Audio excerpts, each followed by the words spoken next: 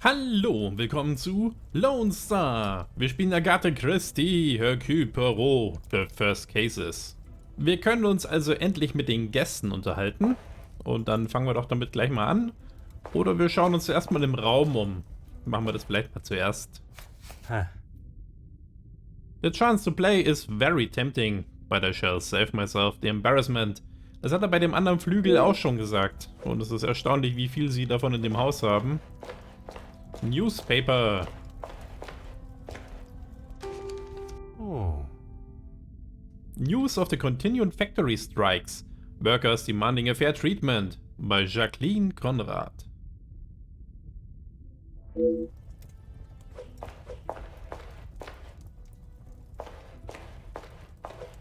Window.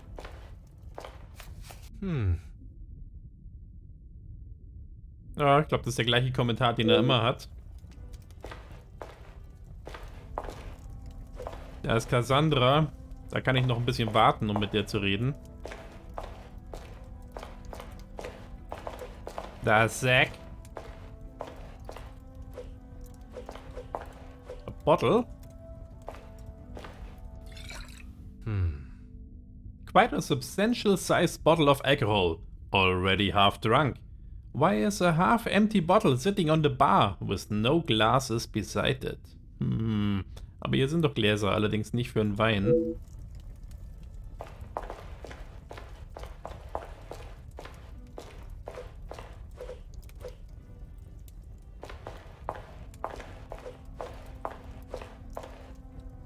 Ansonsten gibt es anscheinend nichts Interessantes hier in dem Raum. Interessante Kachelung da unten am Boden. Haben wir uns den Fireplace schon angeschaut? Ja. Auch unser typischer Kommentar hier.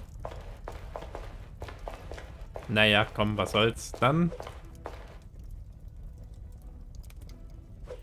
Allow me to introduce myself. Hercule Poirot. Detektiv Hercule Poirot? I heard we were being joined by one of the king's finest officers. Oui, madame. I see my name precedes me. Comtesse Margot de Vos. Charmed, I'm sure. It is I who is charmed. Handsome, well-mannered, and a man of the law.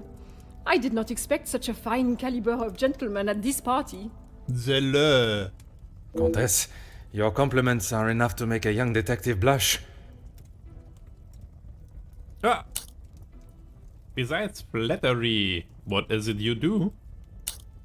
And which side of the engagement brings you here?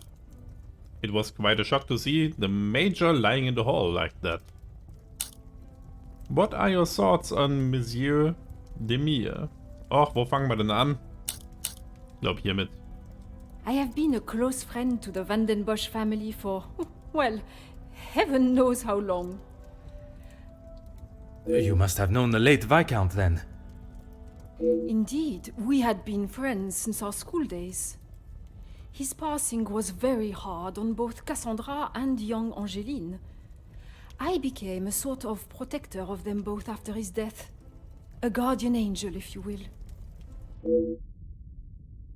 I have learned that friendship in these higher social circles can be nothing more than a facade to remain in that position. Perhaps the Comtesse is vying for Madame Van Bosch's position?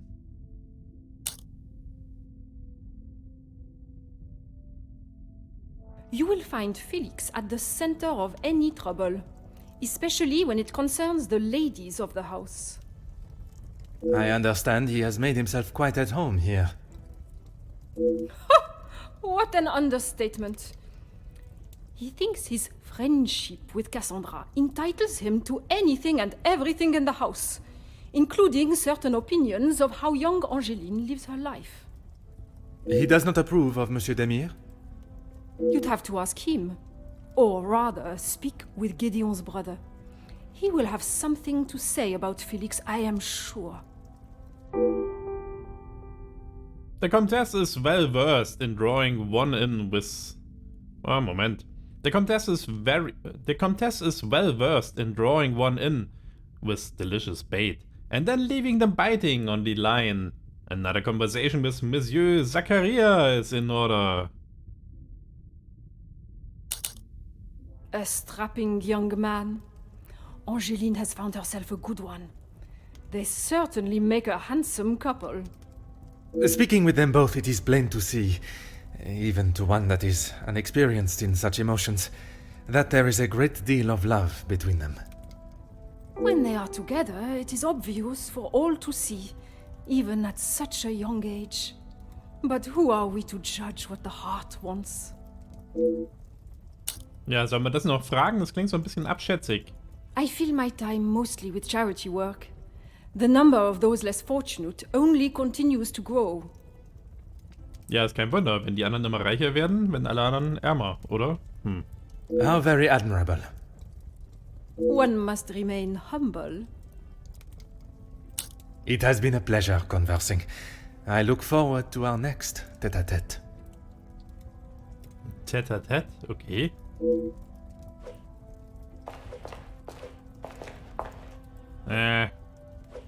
Erstmal mit Zack. Monsieur Demir, we meet again. What did I tell you? Call me Zach. Ja, ich You found nenne ihn your die ganze room Zeit schon right, eh? Zack. I did, and a charming room it is. I don't know if I would call mine charming, but if I drink enough, it won't matter.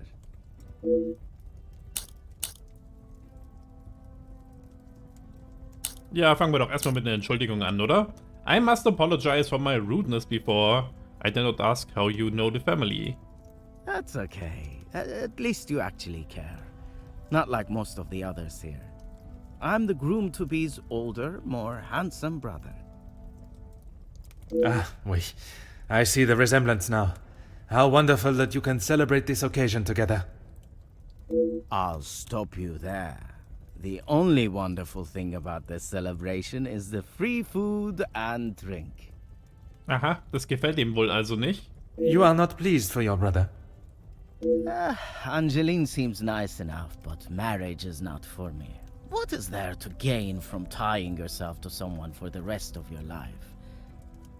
Besides the money.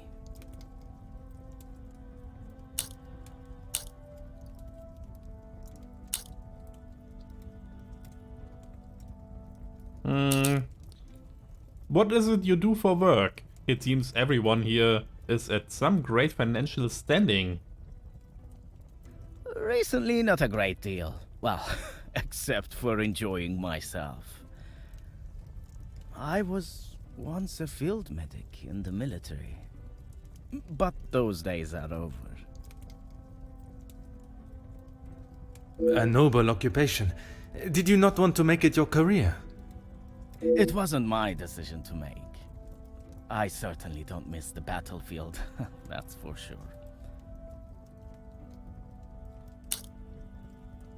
I am hesitant to ask, but how is your brother after the altercation with the Major?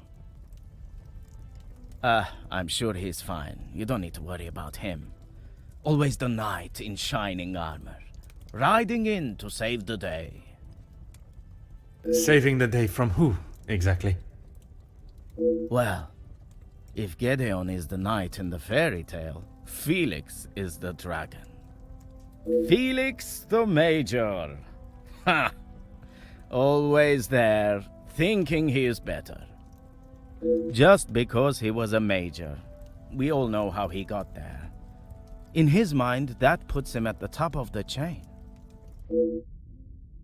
It seems there is some hostility between Monsieur Demir and the Major, an animosity that does not come from one evening at a party.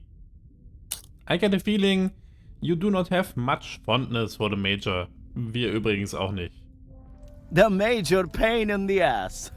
Why should I? It doesn't take a detective to work out the sort of man he really is. You must have seen it, right? I have my own history with the Major, but that is a story best not told. I think it's a story best told now. It can't be any worse than what he did to us during the war. Aha, war er bei dem in der Einheit? You fought together in the war? We were on opposing sides. Ah, okay. I have stumbled upon a delicate subject. It may be best to avoid it altogether. The subject of war is a difficult topic for everyone. Perhaps it is best to discuss something else. If you had seen what I have, what he has done, you wouldn't side with him. I am taking no sides, monsieur. It is just not conversation fit for a party. Perhaps it is best I take my leave. Und auf was für unterschiedlichen Seiten haben sie dann bitte gekämpft? Sehr seltsam.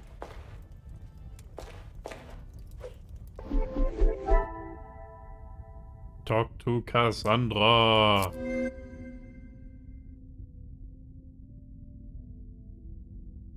Hier gibt es eine Verbindung.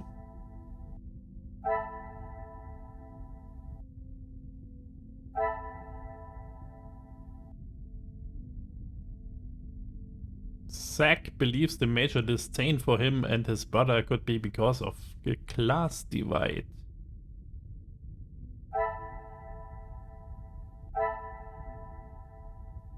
Zack claims Gideon is looking forward to the family fortune. I wonder if he knows their past.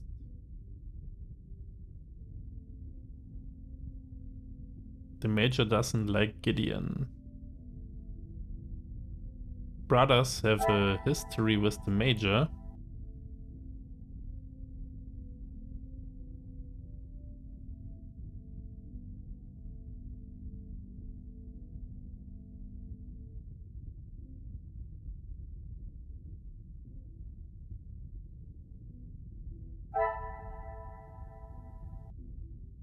Their relationship has been rather short. I hope they are ready for the impending commitment. Wir sollen mit Cassandra reden und mit Zack.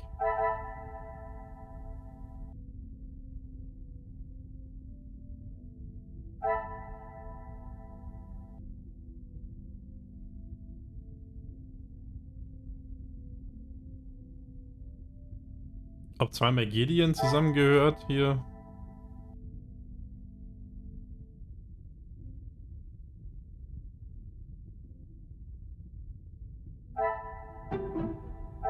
This will not get me any closer to my goal. Oh, jetzt gibt es hier so wenig Knoten, die man miteinander verbinden könnte. Und das habe ich schon versemmelt. Also der war es nicht. Aber das passt nicht. Mit der Young Romance passt auch nicht.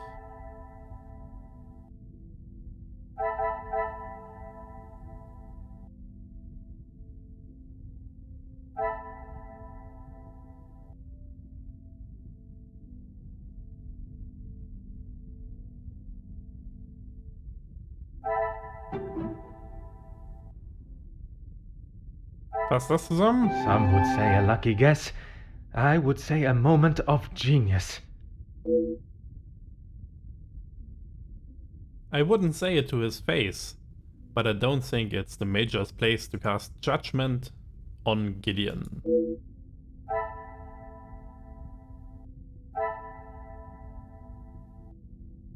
The Major intended to warn Angeline. Aha.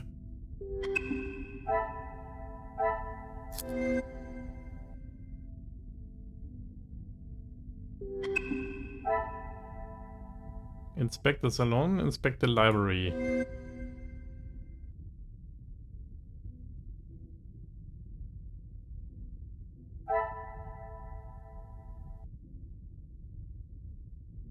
Zack is intoxicated. What a revelation! I could not even fathom drinking that much alcohol, especially in one evening.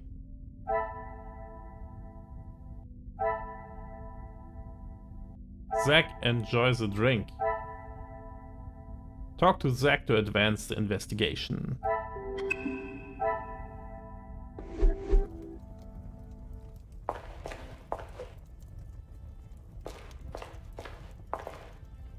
Fire away, Detective. I don't mean to dampen the celebrations, but would you like me to fetch you a glass of water? Was soll denn das? Wer will denn ein Glas Wasser? I have a drink, but thanks anyway. I just would not like to see things get out of hand. Don't you worry about me. I've got it covered. Ja, eben eine halbe Flasche Wein. Was soll denn da passieren? Something tells me his excessive drinking is not in celebration of his this is his brother engagement. His recollection of war makes me think it may be something more serious. Versucht seine Vergangenheit tot zu trinken. Perhaps it is best I take my leave.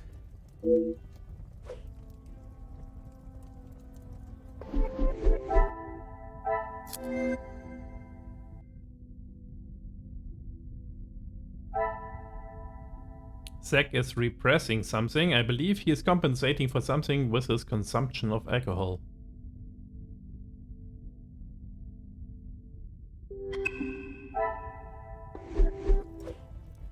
Ja, dann hilft's nichts. Dann müssen wir mit Cassandra reden. Madame van den Bosch, congratulations are in order on your daughter's engagement. Thank you. And you are? Detective Poirot. I'm sorry, the name eludes me.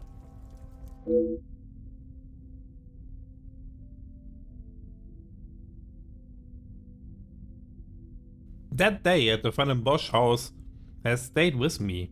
It opened my eyes to the unjust treatment of the working class and has been a driving force in becoming the detective I am today. And yet, I have barely been a second thought to her. Once, Officer Poirot, I investigated your daughter's missing bracelet. Oh, it's you. There is no missing jewelry here today, so we are really not in need of your services. I am here on a rather more pressing... I know why you are here, officer, detective, whatever you are now. Please, just get on with it. Get on with it! Detective, and I promise not to keep you too long.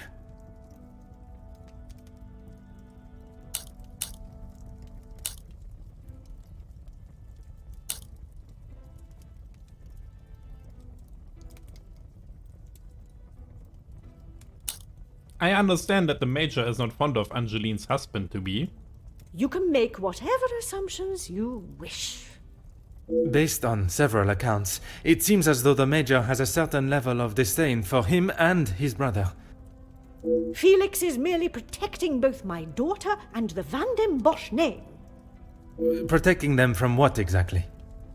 That is a question best asked to them. I understand the altercation earlier began with an argument between the Major and Mademoiselle Angeline. Angeline is her own woman now. She can fight her own battles. She does not need her husband to be stepping in. And what battles would they be? Nothing that concerns you, detective. I'm not sure what I expected asking Madame Van den Bosch about private matters. Ja, ich glaube, alle Fragen sind völlig sinnlos bei ihr. You must be elated at the news of Mademoiselle Angeline's engagement. Gideon is a fine, educated young man from a well-respected family. And well-off family. All important when considering a new son-in-law. A good home and education speaks volumes about a man. Even in the short time they have been engaged, his noble character is obvious. If you were an educated man, you would know that. Indeed. I can assure you, madame, my education is not one to be sneered at. And yet you remain a mere detective. Perhaps it is your choices, then, that are to be questioned. Your daughter invited me here to find a blackmailer. Ob das eine gute Line ist? Keep your volume down! She had no right to do such a thing. As soon as the other ladies get wind that there was a police officer in house, the whole town will know. Perhaps you should be more focused on catching the blackmailer that is holding your family's name to ransom than what the chattering women of the town will say. I care more about what those chattering women, as you so rudely describe them, have to say than the empty threat of an anonymous letter. Your daughter does not agree. In fact, it has been suggested that one of tonight's guests may know more than they are willing to show. The guests? You mean our friends? You can't honestly believe one of them would be so petty to send a letter like that.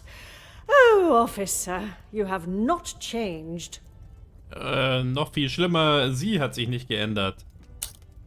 I must thank you for your hospitality tonight. Was so viel bedeutet wie leck mich am Arsch. I suppose it is only polite to say you're welcome. Madame is as quick-witted as I remember. What a shame there is nothing as memorable about you but your lack of respect. Ja, Respekt muss man sich verdienen und sie hat ihn eindeutig nicht verdient. I should have known. Getting into a verbal battle with Madame would not be easily won. Na, das bringt doch nichts, oder?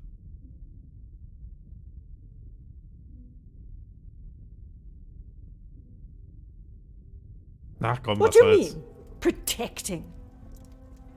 She hasn't gone and paid that silly ransom, has she? Oh, ich habe jetzt leider nicht vorgelesen, was ich gesagt habe. Also, was er gesagt hat. It was Monsieur Demire that accepted the cost. He paid it because your daughter believes there may be something to hide. For heaven's sake! Why do you think it was addressed to her and not I in the first place? Because they knew I would throw it in the rubbish where it belongs. Madame, if there is something you are keeping, it would be wise to tell me now. It may help in identifying the culprit.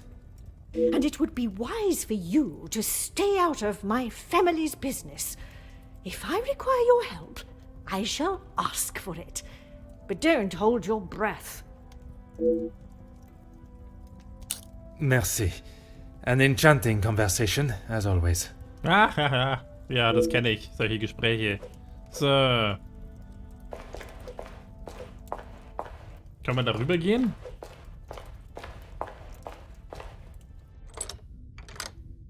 Ah. I'm sure we will be all informed when dinner is ready. I hope it is not too long. Was haben wir denn gelernt? Cassandra. I would have expected Madame van den Bosch to have been at the center of any argument. Cassandra keen to avoid the argument. Hastily arranged marriage. It appears they are not prepared to wait to be wed. I find it rather romantic. Why would the couple want to move forward with the wedding so quickly? Ja, normalerweise, weil irgendjemand schwanger ist. So.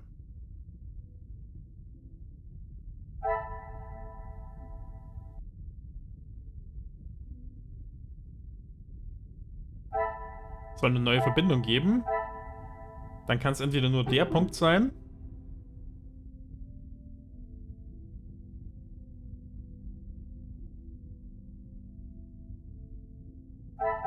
Oder der.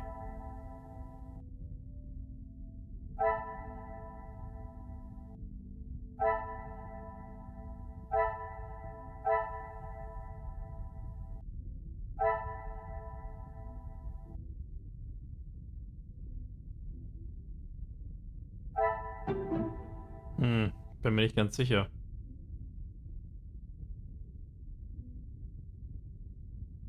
Mit dem Major passt nicht. I cannot see the logic in this. Perhaps a second... Naja, hier geht's um eine schnelle Heirat und hier auch. Young Romance. Das hätte doch zusammenpassen können.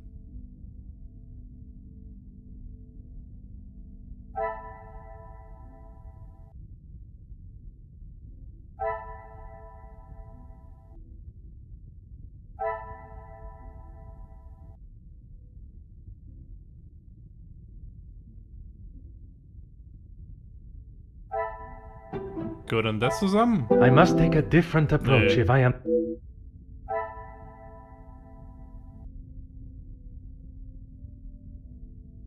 Hm.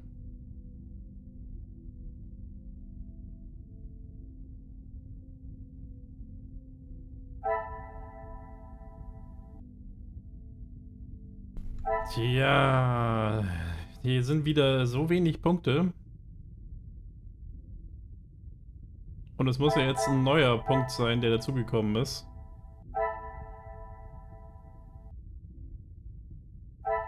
Der passt dann nirgends hin. Das macht keinen Sinn. Hier auch nicht.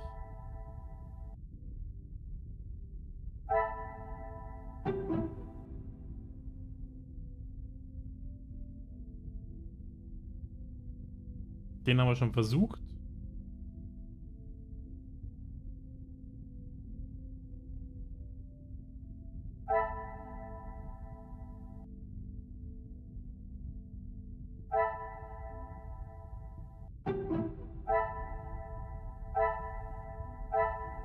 Aber das kann ich mir nicht vorstellen. Wieso soll das zusammenpassen? Things are beginning to become clearer. Ja, aber was? Oh, ich bin halt ein schlechter Detektiv. Monsieur Gideon could be marrying into a family purely for financial gain.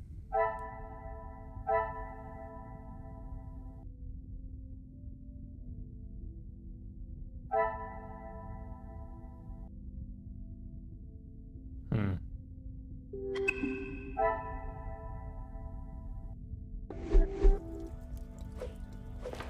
Nein, nicht zum Klavier.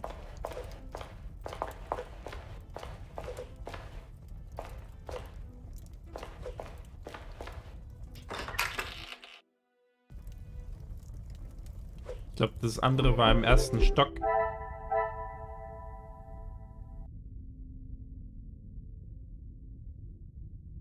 Haben wir das noch nicht gelesen?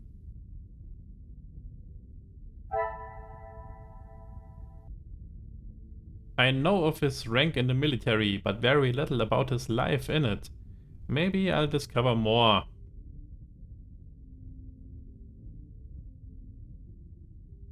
A former major in the British Army, Felix Hagen is not only friends with Madame van den Bosch, but also well connected with the local law enforcement. Also, he has been out of the military for some years. He still believes he has the authority and power over others.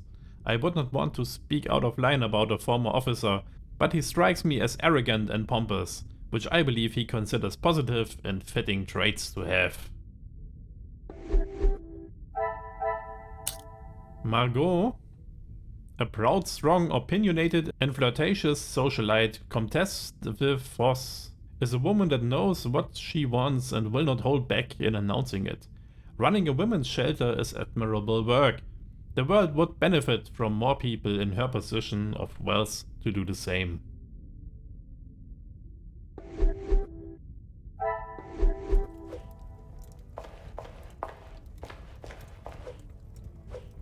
Arch.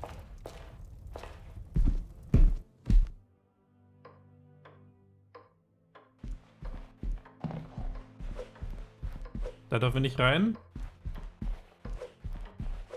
Da auch nicht. Ist hier jetzt offen? The Library. I told you, you're barking up the wrong tree. I'm not a reporter. Jackie. But you're going to want to hear this. You could interview me now. You go. And why would I want to spend my evening doing that? The world needs to know. You want to sell papers, I want the truth to be known. Win-win. I came here to enjoy myself, not to hear a second-string version of... I was there. I saw the whole thing, including who was ruining the show. All right, I'll bite. Let's talk later.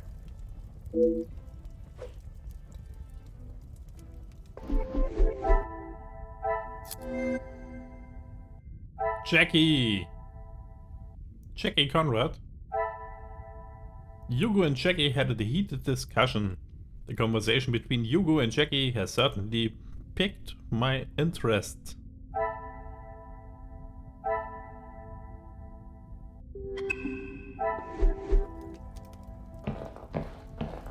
Dann schauen wir uns doch erstmal in der Library um. Note. Aha.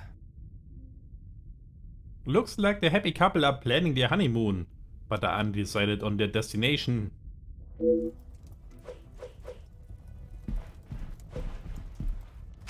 Book. So many countries and cultures to experience. I hope one day to see them all with my own eyes.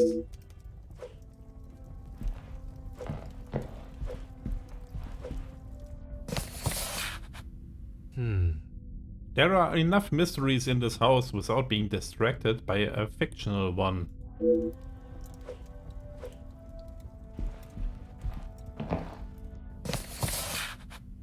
Perhaps the happy couple's engagement has someone in a particularly romantic mood.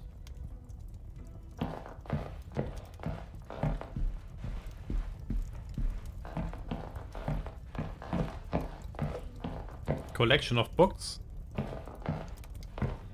Aha. I could spend every waking moment reading about the adventures of the characters within these books.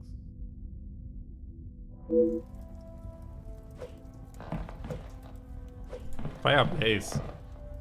Oh. Ja, das Übliche. Noch mehr Bücher. Ah. If I had a love of my own to declare, I would surely take inspiration from them. Collection of romance novels.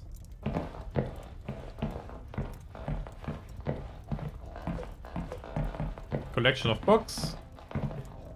Oh. Suspense and tension. Two ways authors keep their readers hooked on their characters' stories. Collection of mystery novels. A globe. Oh. I have often found myself thinking of the prospect of traveling, perhaps one day. A telescope. Gazing at the stars is truly one of the life's simple pleasures.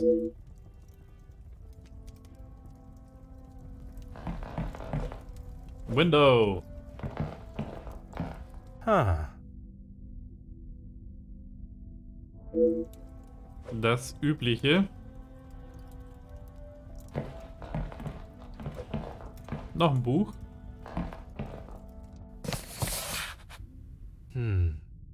Madame must have a great interest in the religious saints to have such materials on them.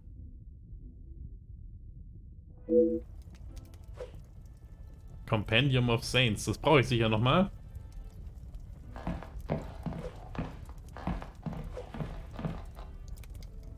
Glass case. Huh. It looks quite valuable and delicate. I shall resist the temptation to inspect it any further.